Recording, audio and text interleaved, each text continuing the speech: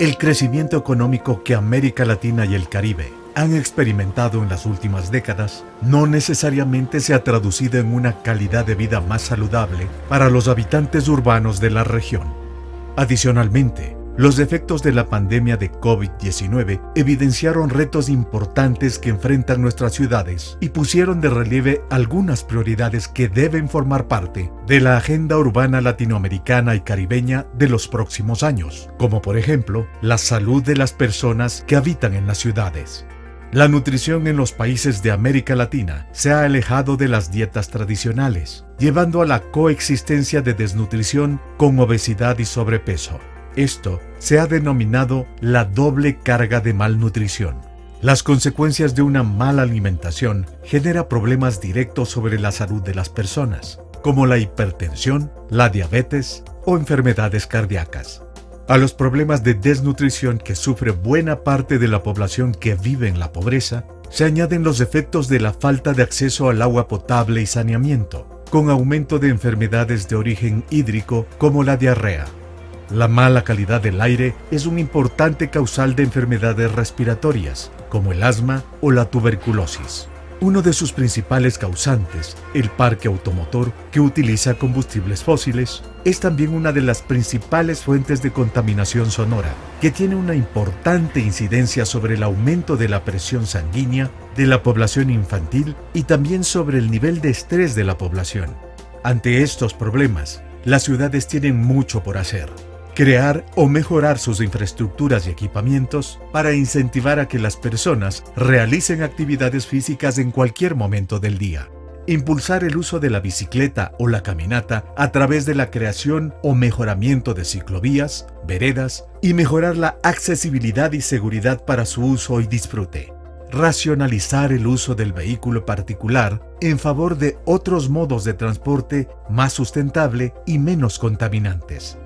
Favorecer a través de regulaciones específicas la distribución amplia de mercados que comercialicen alimentos saludables y accesibles para toda la población, e incrementar la cantidad de masa arbórea y área verde en general para mitigar los efectos de las altas temperaturas, controlar inundaciones y favorecer la recreación y el esparcimiento de tal manera de reducir el impacto sobre la salud mental de las personas. Con la necesidad de promover una vida más saludable entre los pobladores urbanos de la región, CAF, Banco de Desarrollo de América Latina, presenta la Guía para Ciudades Más Saludables, documento que ofrece marcos conceptuales, recomendaciones y ejemplos prácticos para una vida más saludable en las ciudades a partir del trabajo conjunto entre la Agenda de Planificación Urbana y Salud a nivel municipal, de acuerdo con las mejores prácticas disponibles en el ámbito internacional. CAF, Banco de Desarrollo de América Latina.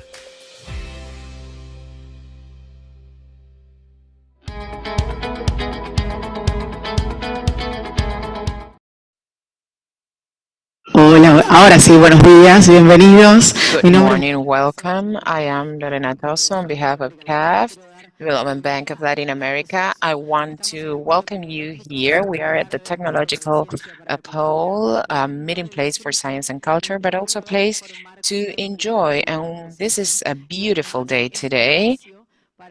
And also we have a beautiful space in order to talk to you about the launch of this guide for healthier cities, how to live better in these huge cities we live in. So to begin with, let me welcome you all. Also invite you to enjoy this green space, an open space for all of you. You can see people there walking around, having a mate. So this is a space that's also open for the youth, for seniors, for children. Everyone can enjoy this green space, which is our framework for the presentation of a guideline. Let's greet those of you who are here. Thank you very much for being here and for listening to us. And those who are joining us through the social media and through the channels where we have live broadcasts. You know that CAF YouTube program is broadcasting live this event, and in the page www.caf.com you will be able to find us. And also let me invite you to participate at hashtag Ciudades Saludables and at Agenda CAF to mention us so that we can also share ideas and feedback. There's good news. The fact that the guideline has already been published both in Spanish and Portuguese. You will find it in cioteca.caf.com, ciotecasc.caf.com. You can also find it through the QR code on in this repository I've just mentioned. Now let me welcome and open the game to start talking about this guideline and personal experience. Let me invite Angel Cárdenas, Management Manager of Urban Development, Water and Creative Economies. How are you? We are in front of a wonderful challenge, how to live better, how to live healthier in large cities, a challenge that in many countries and many regions, and CAFE is part of all of them, we've began to develop the idea of sports and fitness and the idea of being better with ourselves in those cities. So you have quite a lot of experience, you've traveled around.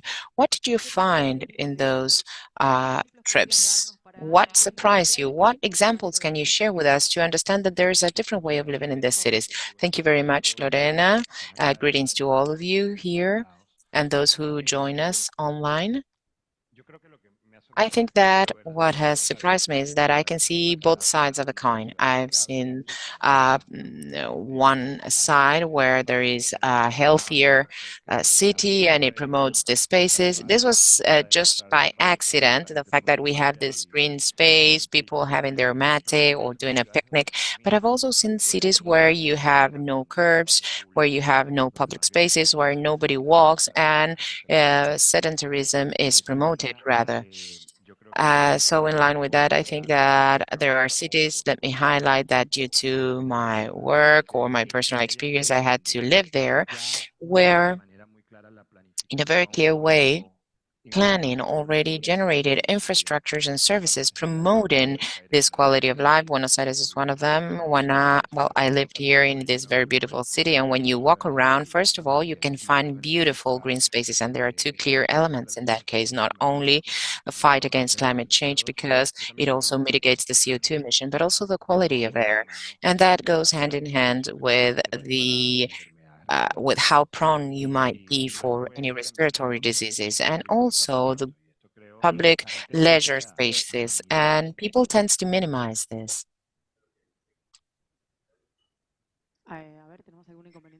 I think that there is a problem with the mic. Oh, maybe. Okay, now it's back. So, whenever you leave a doctor, they tell you, or you go to a doctor, they say, well, that's stress, what you have. That's a common space, right? Well, you have high blood pressure. Well, that's stress. I have a stomach ache. That's stress. But honestly, stress kills. And that's true. So, definitely a bet to being able to live with quality. So having these leisure places, those people are much happier than we are, and they have no idea that we're talking about them. But that's a good example. So I think that Buenos Aires has this. I think that Rio de Janeiro also has this. Paying attention to the fact that it's more symmetrical. It's important to mention that it's not only improving the space and the quality to promote health, but also to make it even for everyone, equal for everyone. So we have to go a little bit further because it's not only gender inclusion, because it also has to do with ethno-racial matter. I'm living in Colombia, and one of the big challenges there is that more than 20% is an Afro-Caribbean population or Afro-Pacific population, and those populations are not always incorporated in the city's benefits. So we should think it that way. And also the sexual orientation. So that's kind of changing your chip. And as responding to your specific question, I also think that in Colombia, we also have very beautiful places like the coffee area.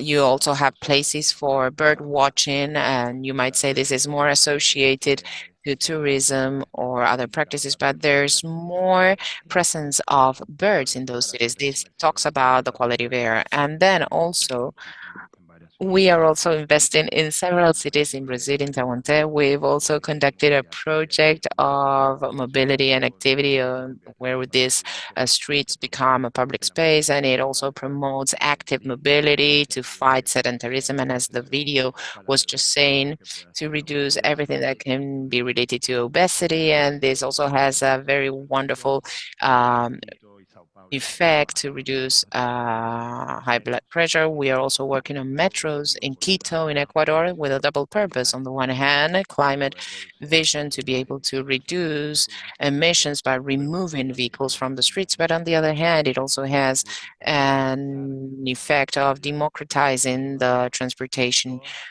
media, because everyone will be able to access this transportation. The video also talked, and you mentioned this, access to water.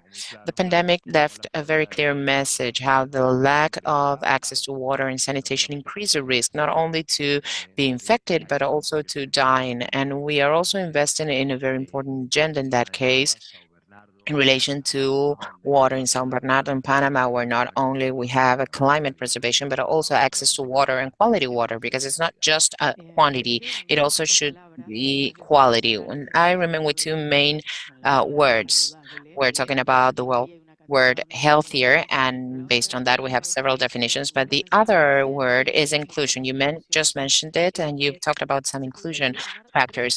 We could mention three or four specific matters to understand that inclusion is effective in these healthy spaces. Yes, maybe let me go a little bit backwards. I think that the important point in this guideline is the approach of being able to connect three topics that are not necessarily common in the region. What can be offered by the city, how to do that through urban planning, and this also related with an important health topic. Cross-cutting all of that is inclusion, of course. Now, answering your question, and that's why I was also talking about metros.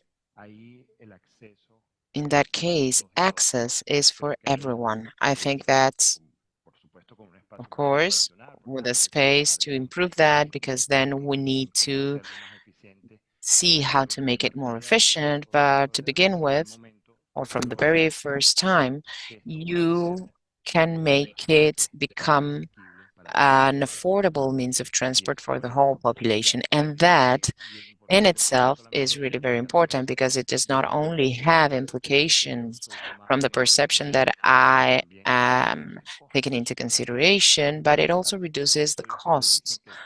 There are some studies conducted that they tell you when you don't have a quality massive transport means, you end up spending 2 or 3 hours in traffic. And in general, those are the most vulnerable people, women, young people, and somehow the possibility of making equal a time of transport, that makes you be more inclusive. And also in terms of services like water and terms of nutrition, I mean, water does not discriminate. When you're able to generate access to drinking water and quality water, it does not discriminate who takes it or not. However, if it's in existence, and we also have studies for that, and this is very common in cities to the north area of the continent, where you have mountains and you have favelas or settlements, people who go up or down uh, 3,000 steps. In general, these are women and vulnerable populations. So if you can supply access to water, you can save those 3,000 steps. I think that part of the answer to the next question is what you've just mentioned. But of course, there's a series of motivations that take CAF to producing and spreading a guideline as the one that we are launching right now. And if you can name them, what would those motivations be? I think that, and also let me be very honest. Let me congratulate the CAF team that has been doing this for a long time, not only due to their innovation, but also their responsibility. I took the management. a year ago, but one of the first things that I was introduced was this effort. And the first reason why they did this was to understand within the situation of the pandemic how access was not just a complementary aspect, it was central to develop cities and to make them grow. First of all, and we all know this, Latin American urbanization is great. Almost 85% of the population in Latin America lives in cities, and the other is the vision of health economics. If you don't take any preventive measures in order to mitigate this risk, ultimately is the mayors through their health systems who pay for that. So you need to start studying and analyzing what the city can offer and how urban planning might generate better health. That is something smart to do. And I think that I want to congratulate CAP and all the collaborators for having started this because, of course, it allows us to have information for having a debate with different mayors. And I think that was the main reason. And the other part, more maybe complementary, is in this term we have as a development bank to working with local governments, with mayors, with prefeitos, and how to open discussions that will add value to their planning. So I think that that is really fundamental for that. It's an important time. Angel, thank you very much. A pleasure to be with you. Let's hear it for him. Thank you for letting us know all of these details. We will now start with the presentation. Please be seated. Now I'll move because we will get organized so that the first presentation can begin. Let's now welcome, while we set things up, let's welcome Ana Ortigosa, a pediatrician and physician in epidemiology. She works for the Drexel University, USA, where she's working for Salurbal projects, urban health in Latin America. She's focused on health and urban poverty, particularly connecting the urban environment and inequalities in health for children, women, and adolescents. She will tell us why it's important to think about the relationship existing between the urban environment and health. Welcome. Can you hear me? Maybe can you hear me now? Okay, thank you very much for this invitation. Thank you, Pablo. For us, well, on behalf of Salurbal, is a pleasure and also a challenge to be here to be able to exchange ideas. We belong to the academia, and what we've done is to show quantitative evidences of the impact of the city to shape the health of people in cities. And as Pablo was just saying, it's important to think that what we see as individual risk factors are in fact determined in a collective manner. Many of the things that city can do in order to transform themselves, to generate changes in their design and implementation of services will have an impact not only individually, but also collectively. And that's the idea of introducing this data that maybe here by providing a diagnosis and shape, we can start thinking about the future. Why health and cities? Well, this was mentioned already. 80% of the population in Latin America lives in cities. We are the most urbanized region in the world. We are not the ones that's been urbanized faster, but almost most of the population already lives in a kind of urban area. And this is a challenge in order to generate healthier cities, and also a lesson for other parts of the world. So urban life has this possibility of having positive implications as the ones that we can see here in the back, or negative implications for health. But those inequalities in health can also be improved through interventions and local policies. And that is important because those benefits that are sometimes thought for people's health are also good for the environment's health. So we consider this as planetary health, the health for all our planet, all of us that are part of the planet. Salurbal is an acronym that implies urban health in Latin America. This is a project that was created already 5 years ago, and there were 4 objectives when we started. The first one is to collect data, combine them on data on the structures of the city, of the environment built, and improve how cities affect the health of the inhabitants, the inequalities in health, and also in the preservation of the environment. We also had the opportunity to have some scenarios where there were implementation of policies during our project, and we were able to assess the impact that those interventions could have, as for instance, the implementation of cable in Bogota and how that benefited the life of people living in those remote areas in Bogota, or the development of urbanizations in what we know as informal settlements, for instance, in Brazil, in Belo Horizonte, Vila Viva, or in Chile, in Santiago de Chile, the Rucas project. And with that information on how policies impact and what's the inequality, health inequality in cities, we were able to do more complex models to see how it projects in the future. And the last objective is the one that we have here, to get together and start thinking with other parties of this game, with the decision makers, with communication media, how to engage or incorporate health in all policies. I come from Drexel University. I'm from Argentina, from Rosario, in fact, but this project involves 11 countries in the region, and at each of them there is an academic institution that is also collaborating and generating capacities to develop local research. We've collected data from all cities in these 11 countries that have more than 100,000 inhabitants. We can see the distribution of that.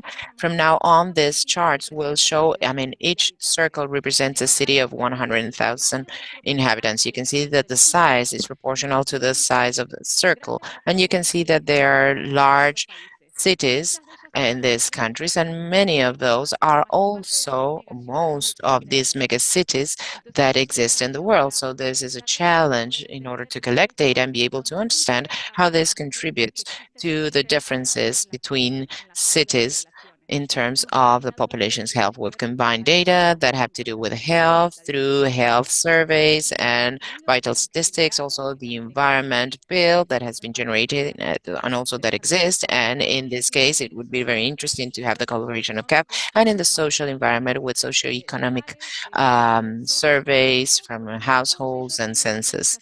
All of them have some kind of challenge to see what's the reference. We've tried to combine those in order to generate a structure that will allow us to see the city as a whole.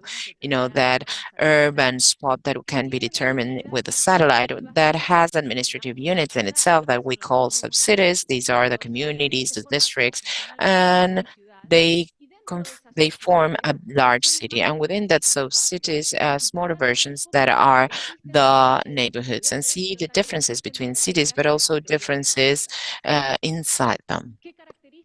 What are the characteristics that we think can be related to health within the social environment? We think about populational growth in terms of conditions. We've generated complex measurements that have to do with combining socioeconomic of factors. We generated a household condition score that includes overcrowding or the possibility of having access to water at the household, but also if youth attend schools, if there's a possibility of having an insertion within the socio-economic productive sector.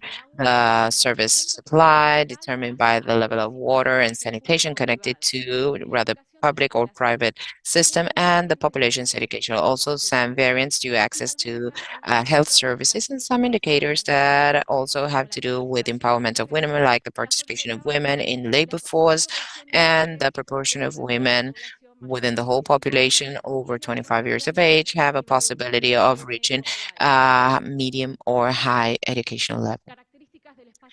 Characteristics of the space built, like access or the presence of natural spaces in the city, traffic determined by the average of time in traffic or the delay in traffic, whether there is a fast transport system like the Metrobus, or environmental exposures. These are some of the indicators. There are many more, as the PM 2.5, the NO2 average, or extreme temperatures. And we can see then when we start combining all of this information, you can see a lot of heterogeneity among cities. In this case, I don't know if you can see this because it's a little bit blurry.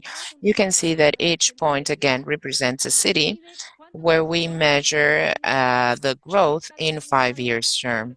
And it's determined by the size of the city at the very beginning in 2010. In general, we see that cities of less than 250,000 inhabitants are the ones that are growing faster. And also, we see that in some of them, the density is quite high. And that's a challenge to think about medium and small size cities that are the ones that less infrastructural planning resources have. And those are the ones that will grow more in the next few years and where we'll need more services. Of course, large cities are also because that's where you have a more amount of population there.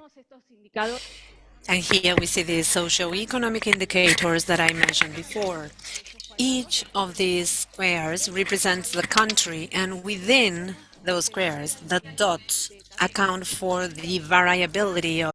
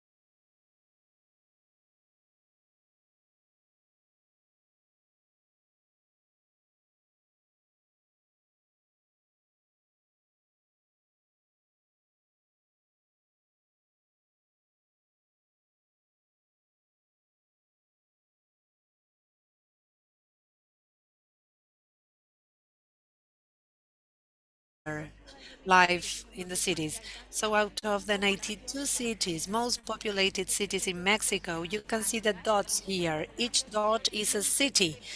So the relationship between the positivity index in terms of COVID tests and the living conditions. And here we have the same chart that in Santiago, the communities or the districts within Santiago, the higher education districts had a lower incidence of COVID. Finally, we talked about the double burden of malnutrition. This is the coexistence of malnutrition in 5-year-olds and below and women. These are 15 cities of Mexico, Colombia, Guatemala, El Salvador, and Peru.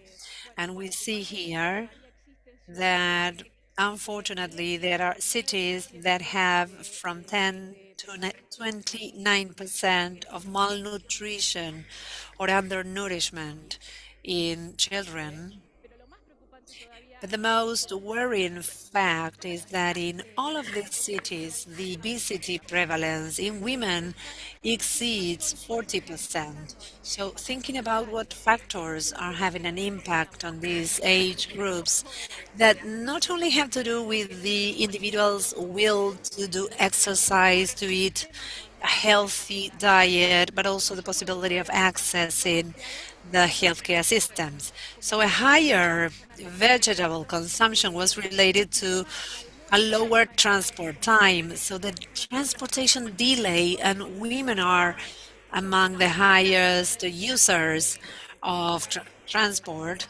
They use transport to do the shopping, to cook at home. So a 10-minute delay in the transport to take children to school, to go to work, is associated to a 45% less chances of eating vegetables, and also with a higher or frequent consumption of sugar drinks.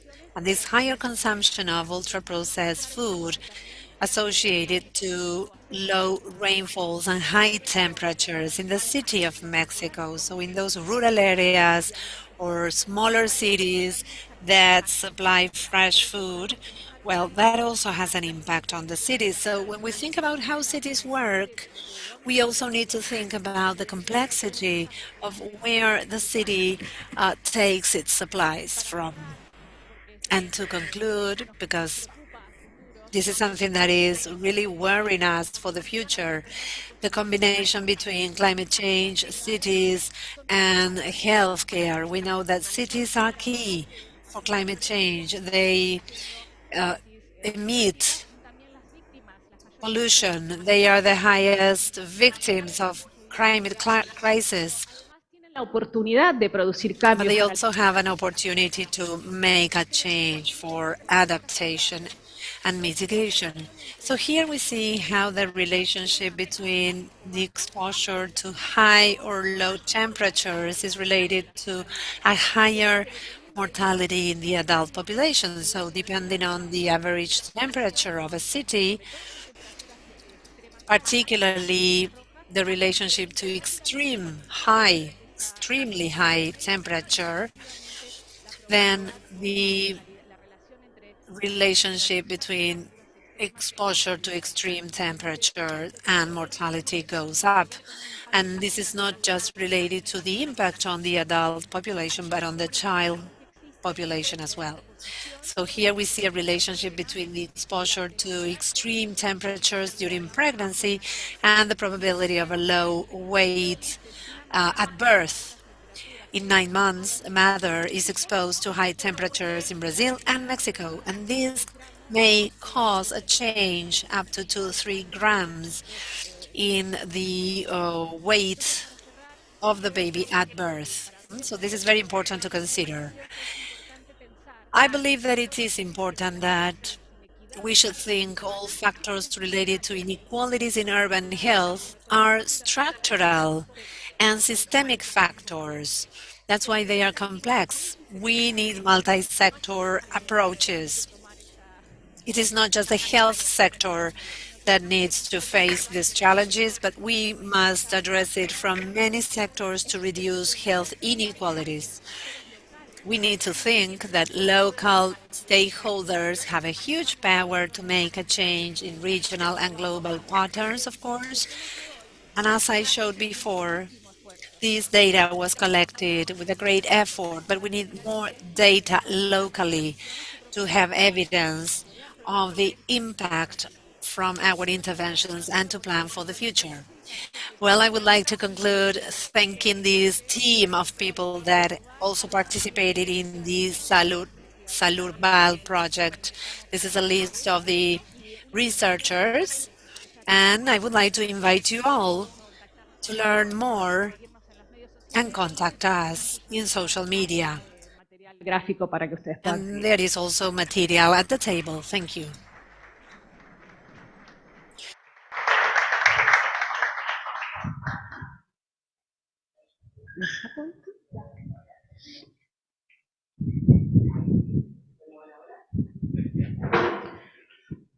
A ver si me... Ahí, ahora sí. Muchísimas gracias a Ana. Nuevamente un aplauso para... Thank you, Anna. It is so good to see these aspects for childhood and healthy life. And we are about to start a very interesting conversation in this next panel related to the region in particular. So trying to find experts in the region to discuss what a healthy agenda should have. We are going to introduce our keynote experts. I would like to ask Pablo Javkin, Mayor of Rosario City, Argentina, to come onto the stage. Thank you. Olga Otegui, Secretary General from the Mayoralty of Montevideo, Uruguay. So please come here so that we can give you a microphone. Thank you, Olga. Paola Garcia, Manager of Metropolitan Public Transport Operations from Santiago de Chile. Carolina Hoffman, founder of Urbanismo Vivo. And Diana Giambiaggi, urban planning expert. She's going to be the moderator of the panel. Thank you very much. So now, Olga, she's receiving the microphone so that we can also have her as part of the panel. So this would be very important to know about how can we live in healthier cities. Go ahead. La mano funciona. Dale, prontita. Bueno, muy buenos días. Empezando, ¿no? Vale. Good morning. I wanted, first of all, to express my happiness for being here. Thank you, Kath, for inviting me to this project. I would like to mention Viviana Garcia, my co-author. She is right now in Montevideo. She cannot um, be here with us, but it's been an extraordinary journey, a lot of efforts, a lot of work to summarize two disciplines that had never worked together. I had worked in urban planning for over 25 years, and I hadn't worked with healthcare agencies, and Viviana experienced something similar. Despite the World Health Organization had worked in city and urban planning matters. So the first part of the experience was a journey together and to establish how this experience would be. We first saw that it was very complex. Each discipline had a lot of background, a lot of information, but we had always talked about resilience in the two disciplines. We always talked about the risks of urbanization, the problems of urbanization, but each discipline had addressed it in a different manner. And the second point that we discover is that everything is interrelated. Pablo Lopez, you may remember, and Barbara as well, trying to unlock these issues to see that the problematic of the principles were related to many instruments that the cities had in order to benefit um, urban health. And so we identified many common points. The CAF team, thanks to its multidisciplinary approach, helped us in order to open up these possibilities and the many things that we were working on. So the guide has many things. We, of course, made a great effort in summarizing all the topics. There were many collaborators, many protagonists as well, but it has these three main acting principles that cities must implement in the context, the global context of the present time,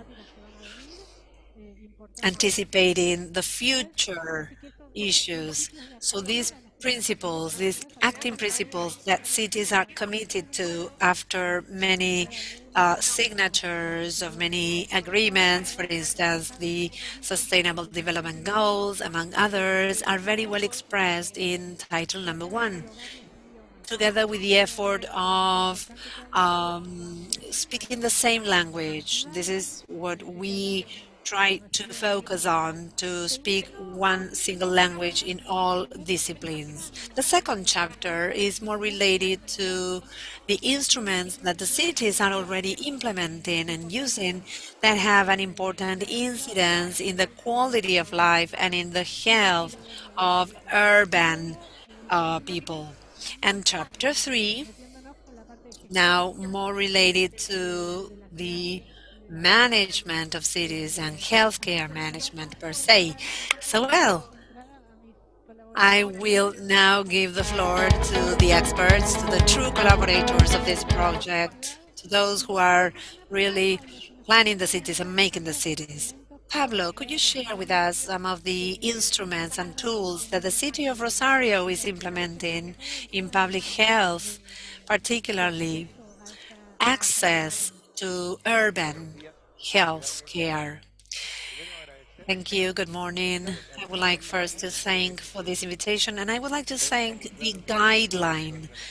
This guide, knowledge is no longer vertical but horizontal, and we see here many people gathered together from different cities. The other day we were in Ushuaia with CAF, smart cities. So the City Collaboration Network is so good for everybody to build these roadmaps, and the guide is an example of that. It's a true element, an instrument to build a roadmap. The city of Rosario is a city that is destined to public health. 48% of our personnel is allocated to public health and 26% of the budget. So this is an irregularity, we may say. But well, there's a whole history here. First, because more than 100 years ago, a mayor said, I'm going to build a hospital, and that continued over the years. And so many mayors have always been devoted to healthcare. But the first lesson, and particularly after the pandemic was such a disruptive time that in lockdown, everybody went through the same thing. So the isolation in the neighborhoods was quite different. There was a community isolation. We built a senior citizen network, and so whenever we detected a positive um,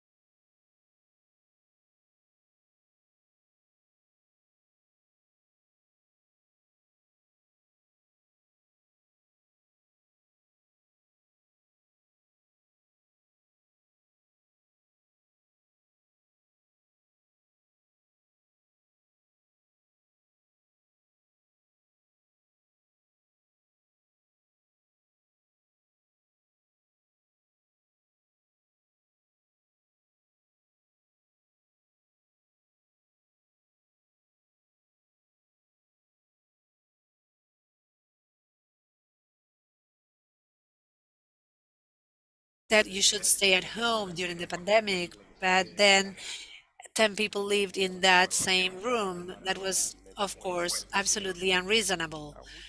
So the pandemic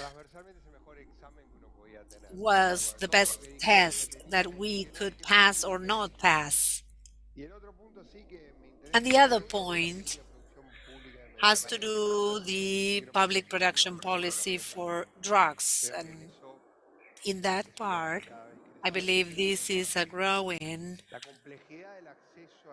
discussion, the complexity of accessing healthcare, even though technology will lead us to the development of personalized medicine, genetic mutations, individualized therapies. But on the other end of the equation, access to basic medication, drugs, antibiotics, basic problems that must be met in children. So I believe that the role of public production of drugs is something that must be balanced. So this is a criterion that the city followed, the province as well. We are amid an integration agreement. So let me summarize. Territoriality is key. Today, public health in its first echelon has to do with one-to-one contact, thanks to the technology and databases. Second, the inclusion of public policies into territories. So we have a healthcare center, but then we have the sports club, then our children's healthcare center too in the community, and starting from, again, the basics of our healthcare policy. And the third point is to be able to look into the future. Some roles that the state still do not fully cover that the market is not covering either. For instance, the basic access to medication in relation to basic treatments of any child who has an infection, a bacterial infection, in a rural area or in a city neighborhood. So in 5, 10 years time, the industry, I'm not sure, will give us all the answers. And again, the pandemic was what put us to the test in access to vaccines and in many other services that are calling for our action. That will be the great public health care challenge that the cities are going to face. That is to say, access to basic aspects and basic services in the role that the state can have so that there are not unequal services for the people. A la salud es otro de los temas. Access to health is also another topic we'll be working in the guideline, and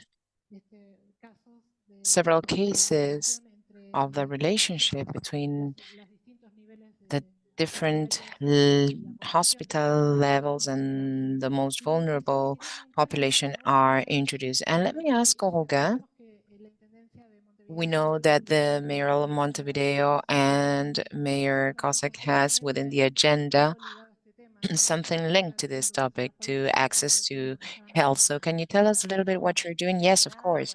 First of all, good morning to all of you. And thank you very much, Kaf, for the invitation. And let me congratulate you on the guide as well. It's really impressive. I think that I felt quite identified in the first exposures or in the first presentation in terms of the perspective towards health, which should not be as literal as definition of health as absence of a disease, but in a more comprehensive or holistic view whenever we talk about health.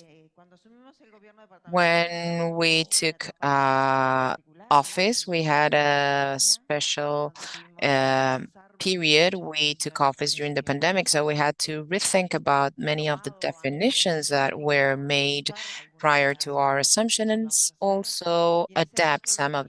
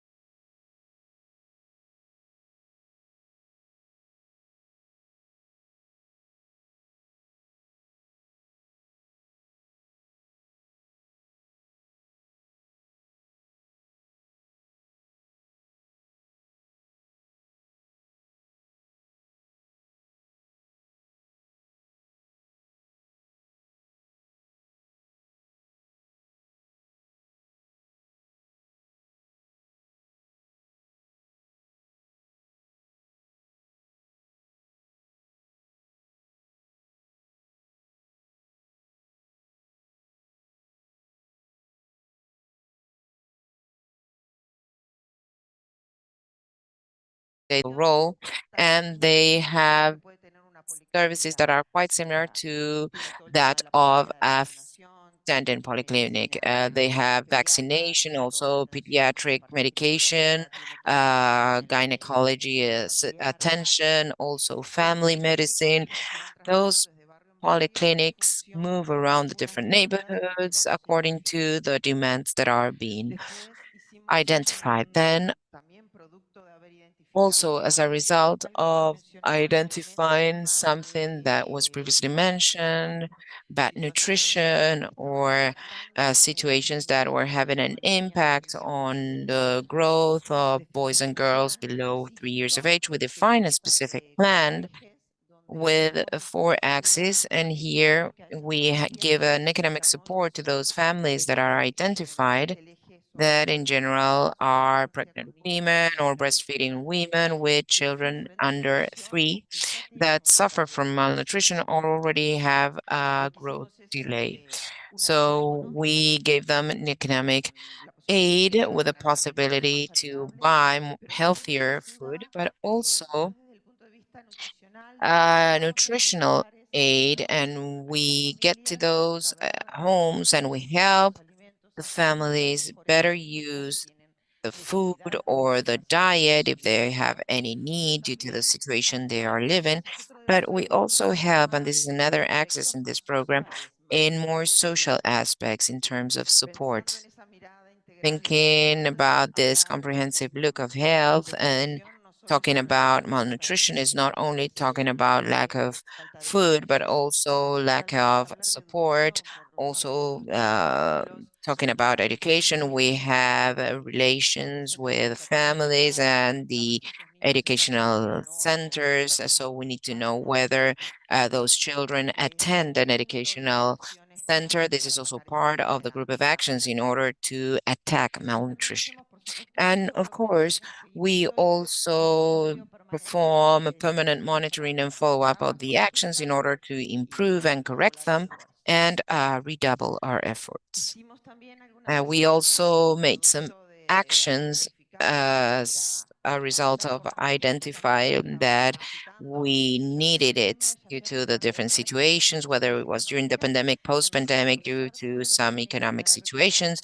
And we wanted to consolidate everything that was related to violent situations. So we made a closer work in everything that has to do with gender division within the department, also with the health department working on specific policies, generating specific teams to strengthen and to take action in the families and in the places that we identified within the polyclinics that some kind of act of violence was present. We had to develop this line as well.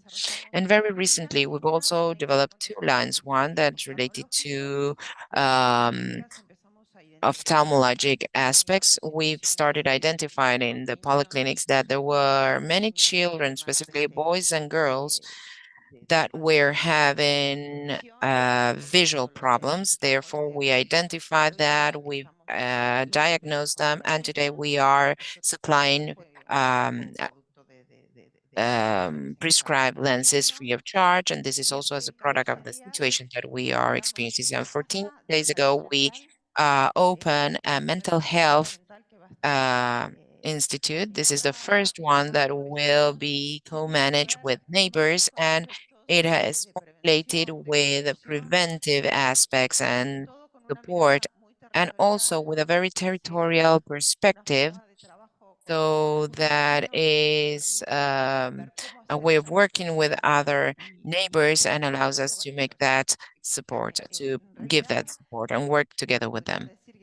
In fact, I could say that almost all of our policies are always, well, not co-managed, but they have a close link with the territory and the populations. They tell us what we need to do very clearly. For us in Montevideo, the core is the neighbor, and they are the ones that tell us where the problems are lying. These are just some of the examples I could share with you that may differ from the health policy that we had in the past. Thank you, Olga de Fitch. Uh, Access is key. And this is something that we urban planners also needed. However, we think that in health, we, we had to work a lot on the territory, on gaining access and on collecting data, something really appreciated by urban developers in order to do urban public policy. So in that case, there is an incredible contact point that we need to further explore. But getting there is also something related to what you do. So how do you do in Santiago in order to foster that access and that more equal distribution? First of all, let me thank you for the invitation. Of course, these guides help us see that transportation is not just taking a person from one place to the other, but the quality and the impact is also very important. And this is how you need to design systems nowadays. 6 years ago or 7 years ago, Chile bet on electromobility. This was not easy because we had to build vision, and of course, electric buses at that point were much over diesel buses. And also we had to get political agreements and contextualize them. And that also implied a greater effort to generate synergies among different players for the energy distribution and regulation. But of course, the bet has been quite satisfactory. Today, our transport system, if users use an electric bus or not, they have a 0.5% score higher just for being an electric vehicle. Then we also reduce noise, and this is perceived in 60% by users. It's much less noisy. And drivers also speak about a 75% noise reduction. And for a person that has to drive all day, it's very important to have less noise. So we see that in order to strengthen these policies, it's of course fundamental to have neighbors around, as was pointed, because this improves the system. It needs to be carried along the whole system. And of course, from the quality point of view, trips, vehicle standards today is still not enough. It's very much a focus on the green spot that was shown before, on the more truncal service, but not in the periphery. So this requires additional effort, and we need to make it happen. And also, we need to see how the trip experience is complete, that stops are inclusive, also recognizing that women also uses public transport. And so we need to pay attention to safety as well, and also accessibility. That is to say, how can I access health centers and educational centers, avoid any black holes? This implies a permanent effort and a change in the paradigm in the design of this system that, of course, had support in terms of data modeling, but also the relationship with our neighbors is what gives us most feedback. And of course, the necessary budget, because ultimately doing all of these to have a better standard, of course, won't be just covered with what you can pay with the ticket. So you need a policy in terms of investment. And Caro, what do you think? You are outside the public office, so how can you foster this? Paola was talking about satisfaction surveys, but what are the other means? How can you make it, for instance, a consultant firm or an urban specialist can influence in a change in modality or in taking information or requirements to the public sector in order to make changes possible in cities? Well, for us, from Urbanismo Vivo and working with the different municipalities and cities, there's something of thinking about diversity, which is really comprehensive in terms of how can you reach the greatest amount of people, the largest amount of people from different areas, from the preventive aspect, and also in terms of needs and desires. How can you think about how you access to the largest amount of people, how you can access to the different people that are also part of the territory, and being able to think that from the territory, from the physical aspect, something that also is coming around a lot, which is the digital aspect, and thinking that here we can also access to many other aspects, something that convenes, that is interactive, and also um, complements very strongly. And so you have a hybrid here that consolidates local networks. There's something that's connected to the social media today, and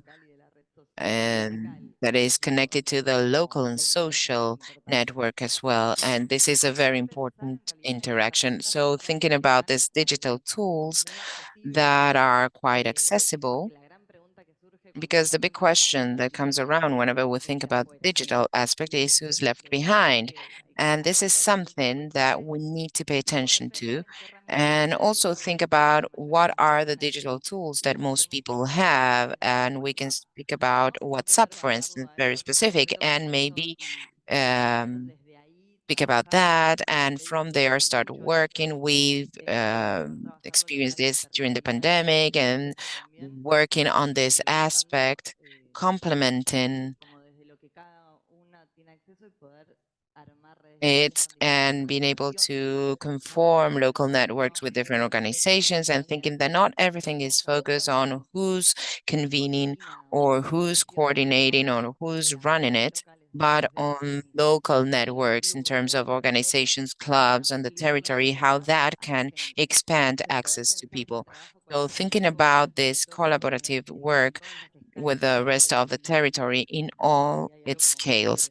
So I think this is really very interesting in terms of the municipality management with different organizations as well.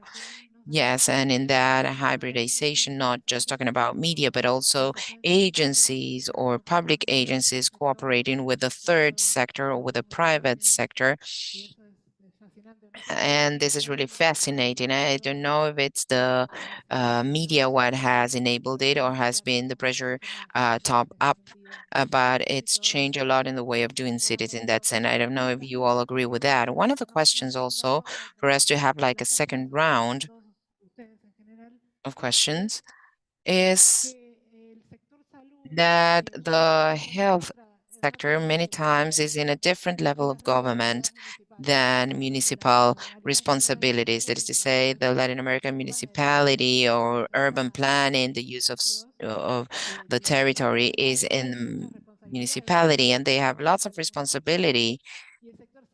And the health sector is still being controlled mostly by the national government in many countries in Latin America. And that also generates some kind of silo, that is to say, the silo of health, the silo of urban planning, of um, urban infrastructure and public work. How do you see this? Is there a possibility of opening it up?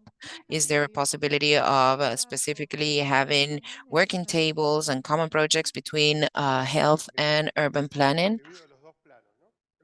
Well, I think that there are two planes. Argentina has something particular. It's the only federal country that does not have municipalities in the primary co-participation.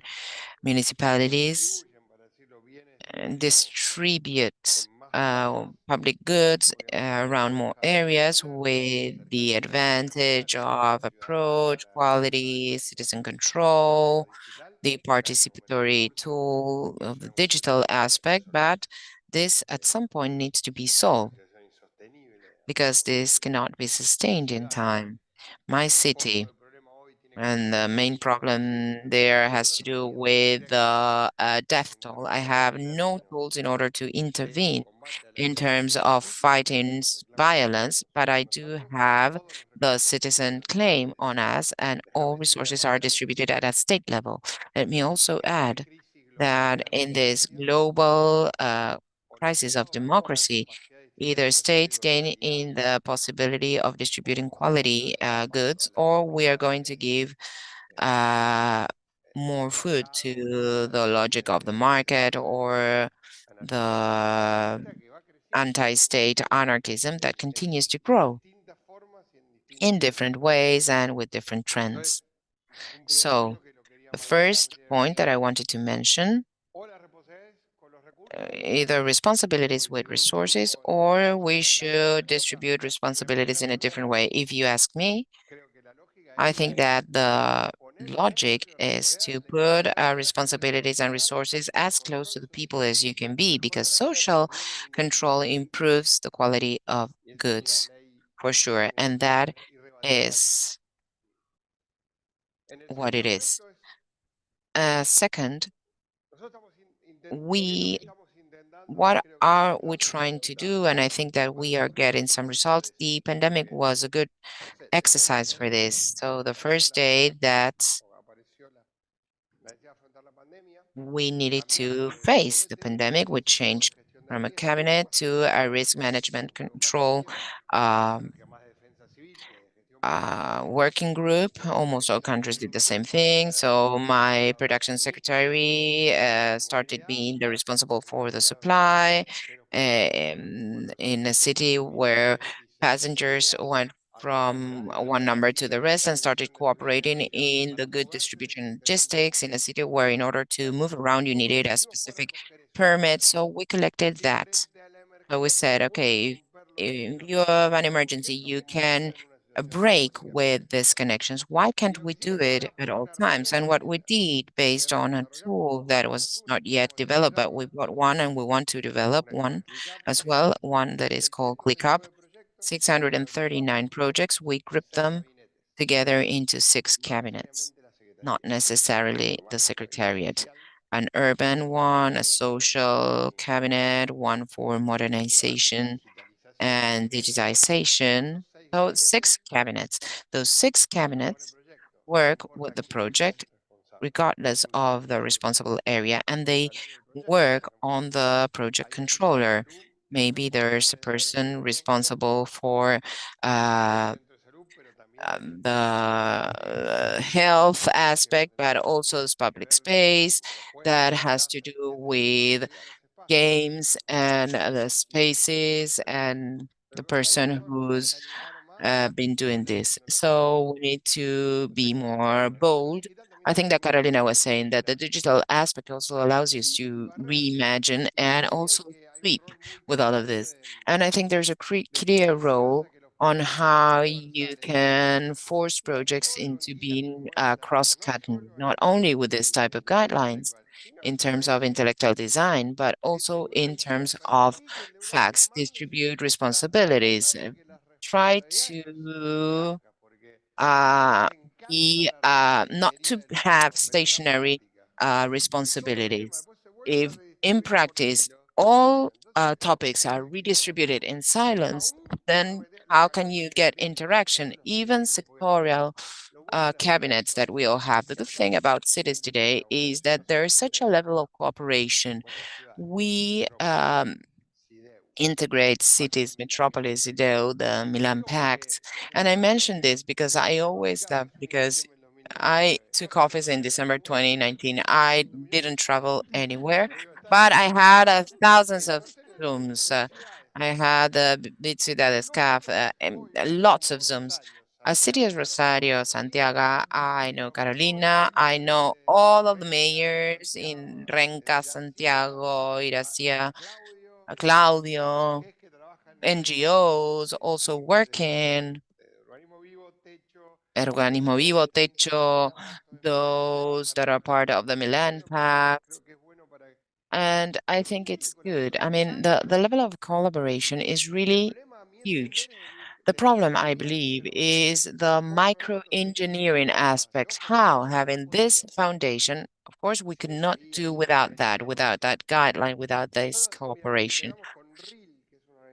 With REAL, an organization in Argentina, we are now working with CREA as well. On once a month, we join in a Zoom in order to speak about knowledge cities. We present different cases, and the other 8 members work on the case of that specific city.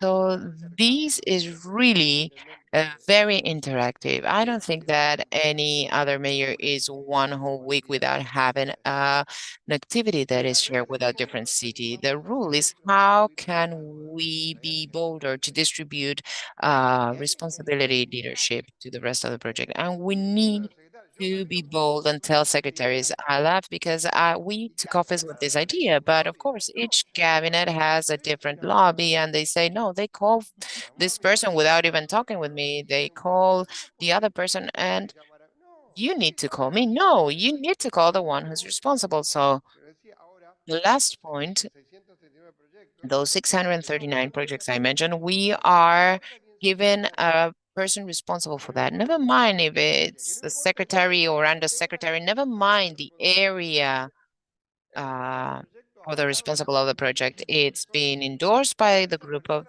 it, and that person is the one I need to contact directly.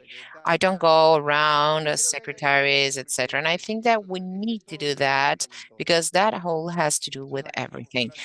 Previo al panel, creo que todos nos trajimos anotados 7 I millones was de talking cosas. about the panel. Of course, all of us have many things to talk about, and we won't have enough time to do so. But to talk about health, we need to talk about mobility, electric transportation, bike lanes, also recreational areas. We need to talk about addictions as well. And this was mentioned also when you said mental health. This is a very important subject, a big challenge, I believe, whenever you see health public policies of young people in Latin America, what's coming, the problematic consumption, something that is not very much touched upon, but I believe it's a huge topic. So we do have the command board, we do have the guidelines. So we need to start thinking, and I invite CAF to help us here. How can we think in the micromanagement? Because we have the approach, we have the resources, and micromanagement. I think that if we can hit the target there, we will have a much better and effective management. And last, funding. I think this is something that should be discussed. We need funding in the territory. I'm sorry that I say this, but it needs to be in the territory. Today, it's easier to share a successful experience and replicate that than maybe elaborate these programs that until they get from the national to the regional level, we lost 6% of the money. And I say this very strongly. I'm not asking money for myself. Please get into the territory. The mosaic of shared experience flows much faster than the planning that we used to do in the past of the elaborated program that then we ask the different territories to see what we could obtain. So resources. Y para Montevideo, Okay, and what about Montevideo? When we talked about these clinics and access to health care, have you worked with urban planning? Have you had any concrete experiences of work between healthcare and cities? I was just listening to the mayor here and I felt so much identified with his problems. Actually, we do have the same problems in Montevideo. So having such a vision of isolated spaces, so I focus either on transport or on health or on culture, that happens to all of us. And in such a complex and dynamic situation that we have, not having a cross-sector view of the problems we address and everything that we have,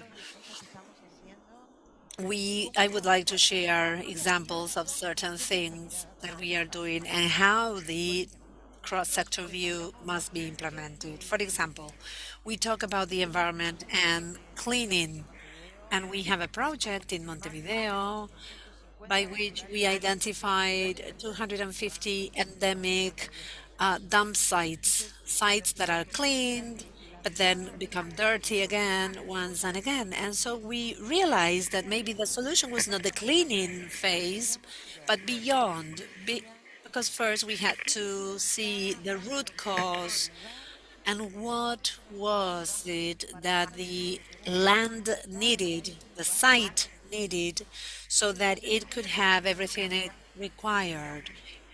And in that aspect, we had to include the urban perspective, the culture perspective, because maybe that site needed a cultural space.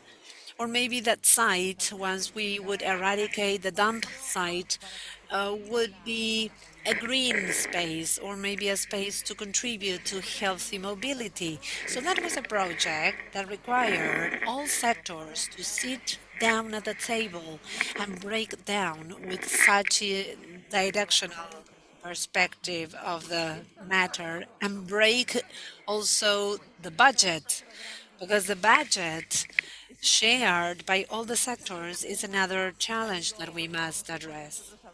But then we have another project. This is related to democratizing and enjoying public spaces. Public spaces, and the pandemic showed it very clearly, were a very important necessity that we all had, and we needed to go out during the pandemic and make a great use of the spaces. So one strategy that we devised is related to what we call engine-free places. In our main city arteries, we define 1 day a week that is traffic less, places that only pedestrians can use. But in order to implement that strategy, we had to coordinate with many sectors, because in order to have an engine-free area, we had to work with the traffic office, cohabitation office, sports office, because we wanted to have a place where people could do some exercise. And we also wanted our health care vehicles to be present as well, our healthcare units. And so those promenades that we made in the main arteries of the city are now being taken to the neighborhoods. So we are making very specific pedestrian roads in the neighborhoods for people and for children to enjoy.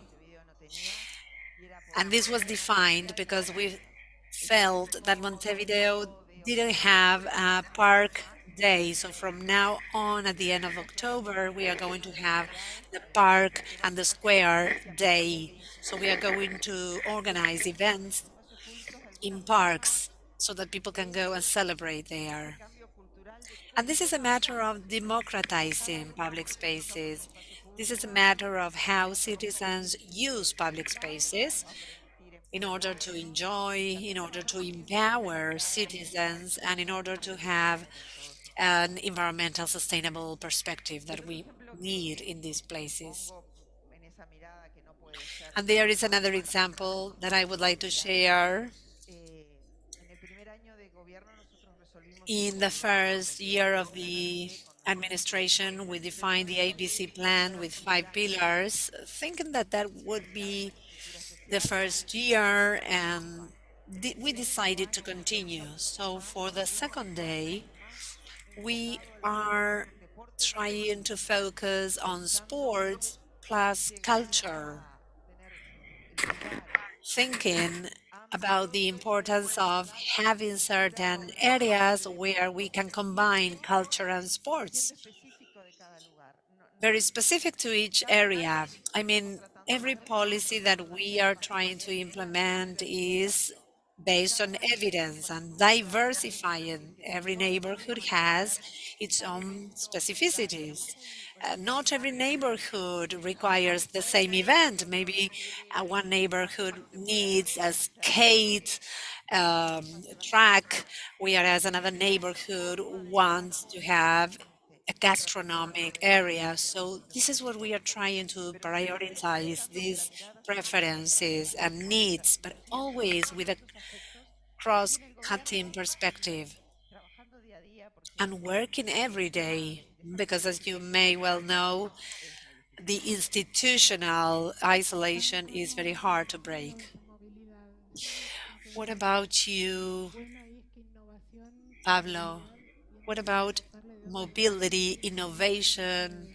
And what about you in other places? What is the innovation that you, for example, Paola, need so that a city such as Santiago can implement innovative actions? Well, if you take a look at your the factors that have an impact on your decisions, well, we need to consider how harassment would make us make different decisions when it comes to traveling. So if I have that basic information, then the system must be designed recognizing these characteristics. Or, for instance, integration. In Santiago today, we have periphery integration, which is great, but we really need to integrate the modes of transport. Last Sunday, we were able to carry the bicycles on the metro, on the subway, on Sundays, for instance. So that is very important and challenging, but it's important to force integration in such a large city as Santiago is. Or, for instance, technology integration. How can I access to pay my fares? And also the challenge to give information to users. We need a reliable system. And today, I would say that we still are not fully capable of informing everybody about any service change or any transport issue so that people can quickly change their mode of transport as soon as possible. But we need to consider that users also need to access their mobiles, the Wi-Fi, so on and so forth. But this is technology in the traveling decisions. Caro, what do you think about innovation from the private sector, consulting services, the third sector, organizations? How can this sector help cities improve in healthcare, so on and so forth? Well, someone mentioned prevention. Prevention was a term used a lot. And what are the variables? And once that we stop preventing, of course, we are underusing certain things. And it is important to think that innovation has to do with giving way for other things to appear, opening up the space for other players, thinking how cities have been organized and designed in the past years, and also thinking about who participated in building the cities and the entire discussion and movement, and thinking cities with a gender perspective, and thinking of all age groups, genuinely, all people who inhabit a city and the experiences of each age group and each person. Taking your great example, that transport has an issue, but the problematic has to do with the decision of what mode of transport I take or the experience I have, then the focus should be put on users' experiences. And based on their experiences, we need to make decisions on the physical part or on the communication part. So we need to change the question, changing the voices that has to do with who are in dialogue with what we are building. Yes, that is to say, we need to change the point of view so as to avoid repetition of errors.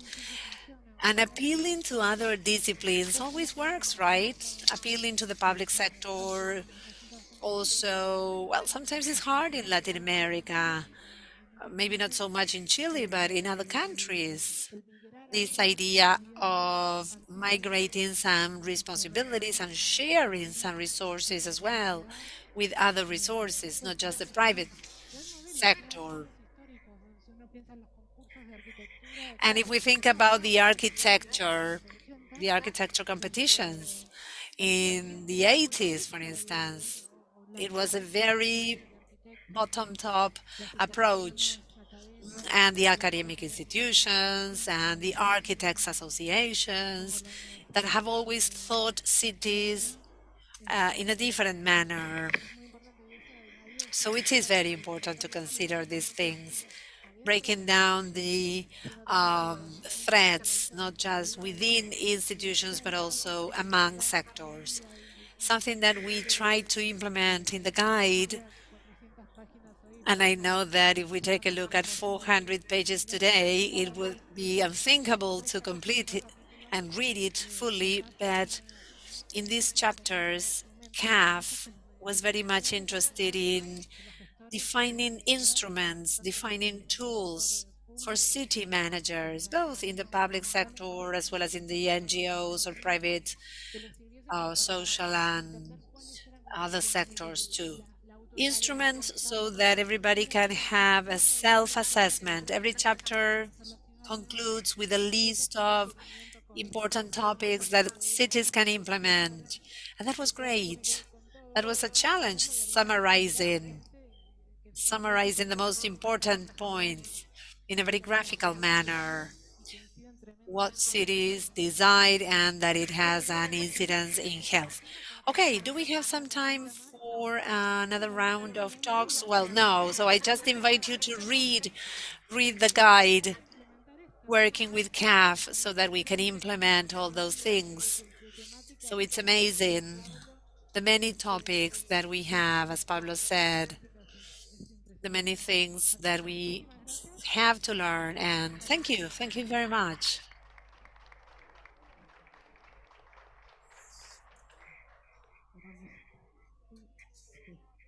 Ahora sí, ahí está. Muchísimas gracias. Un gran aplauso para... Thanks a lot.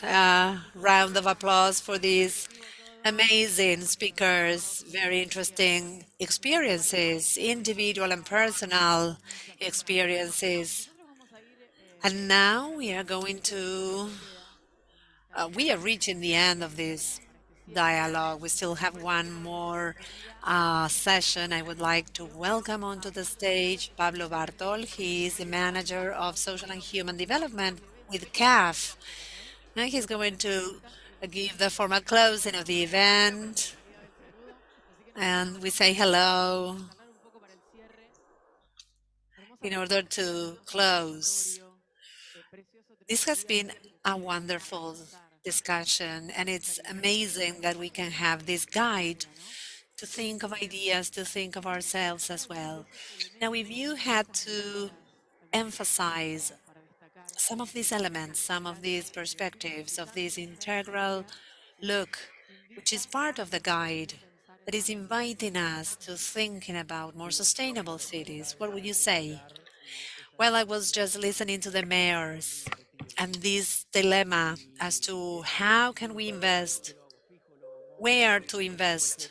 Do I put these health devices in the periphery? Do I put them in the downtown? And what about the access pathways so that we can streamline the access into cities? But there's an important point, and it's the fact that we are in cities because cities connects people, but at the same time divides people, right? Cities have this dual characteristic. And when cities connect us, they connect us with installed capacities, which are very interesting.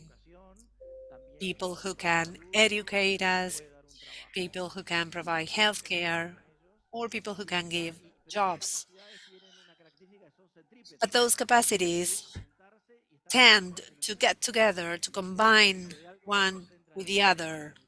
You know that people who know a lot and about the same thing get together, professors and teachers teach in central areas of the cities. Our physicians want to be all together because they teach at the university, but at the same time they work at a hospital, but they also have their private clinic.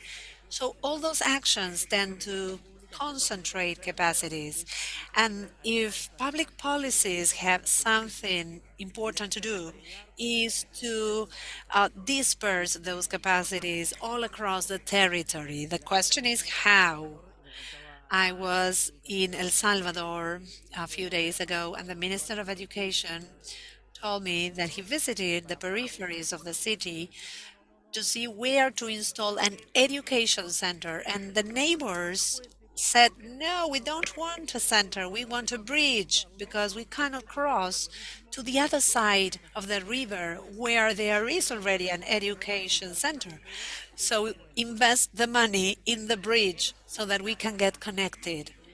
Those are the dilemmas of public policies. How can we allocate investments in the right way so that everybody can access equal opportunities, equal capacities and services?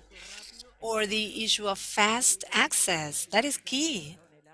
I was in the Alto in Bolivia at a level 2 center, and people said we need to over-invest here in certain things that are a tier 1 center. They have tier 1, 2, and 3.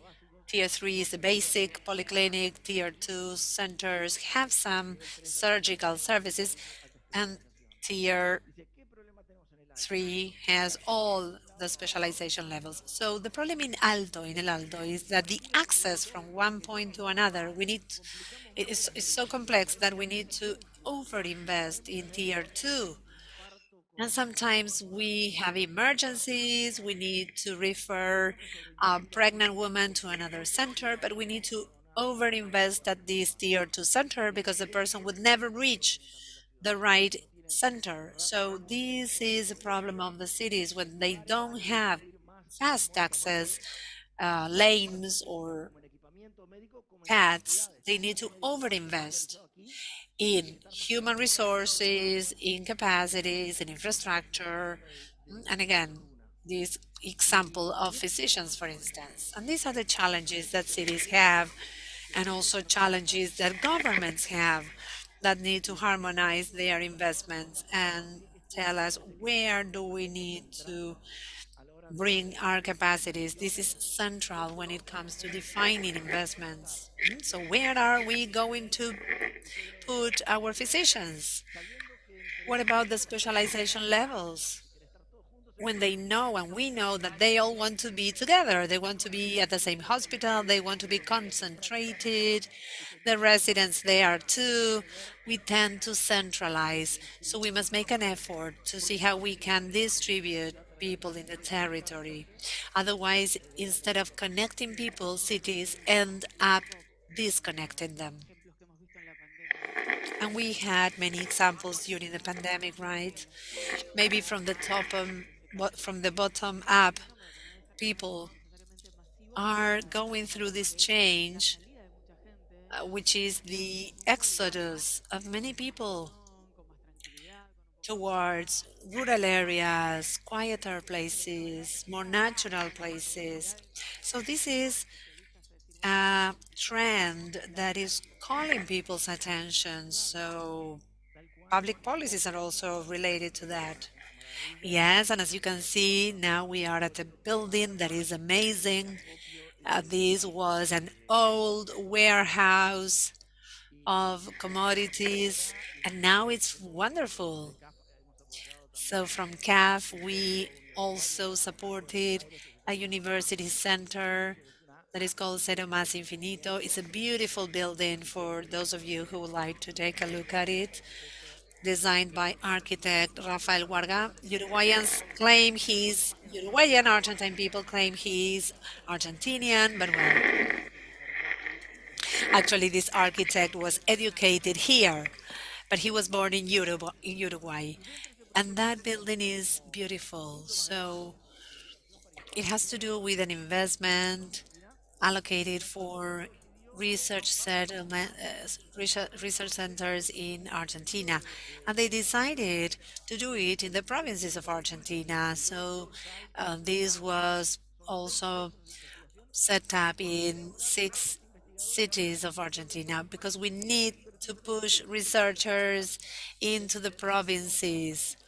And these are fantastic research centers. And if everything is concentrated in the capital city, those researchers who would love to live in a more natural area, far away from the cities, if we don't promote those chances, then we will keep on concentrating everything here. So again, public policies have the challenge of doing those things because again, once we are able to implement and set up in provinces, in distant places, they will generate more capacities. We were talking about people, um, about Misiones province, and we have some people from Misiones at CAF. We were talking about investments in Misiones, in Posadas, in the interior of the country, in the provinces, to build capacities there so that more services and more people can have the same quality of services, whether in Posadas, in Buenos Aires, in any city. So public policies must make a homogeneous provision of services in order to make the most of the installed capacities. And Pablo, finally, and a way of, of closing, I was thinking that there was a common point here in relation to the possibility of building networks, having this exchange of experiences, listening to people, how important these meetings are, as well as the networks that can be built in healthcare, in cities, in the environment, and all across Latin America. I was listening to the mayor of Rosario, and I was listening to all the events and instances that they are going to. So business people, the same thing. They have one invitation after the other. So everybody has events like those of CAF. And the reality is that they are a great opportunity for us to learn, for us to try to connect more distant areas to more concentrated areas, and we are able to access fundamental knowledge. In Ecuador, where we supported many education instances, a government that had the idea of closing rural schools and concentrate schools in more urban areas, transporting children. And Olga said it, public policies must be in line with what people want. And that was a failed policy. People didn't want it because they were disconnected from their rural settings. And now there is an opening plan, reopening plan of 1,000 rural schools and more. And we participated in building uh, a rural school for 1,200 students. 30 were boarding schools. So that was a $10 million investment. So these are millionaire investments to concentrate more people, to transport people when people were asking the opposite. They wanted to have those same services, but in their communities. So we need to decide whether the capacities are installed at a center or you make a mobile polyclinic and see how the capacities are built. Pablo, thank you very much. And we have this spontaneity and joy of children behind us. We want to be those children. So thank you. Thank you very much, Pablo. And of course, let me remind you that you can download the full report of this guide for healthier cities, which is available in cienotecacaf.com. You will find the document in Spanish and Portuguese. On behalf of CAF, I would like to thank you all very much for sharing your presentations and your discussions. And I would also like to thank those who allowed us to be part of this scientific and technological pole of Buenos Aires. And participants who joined us online from Latin America and the Caribbean. Thank you.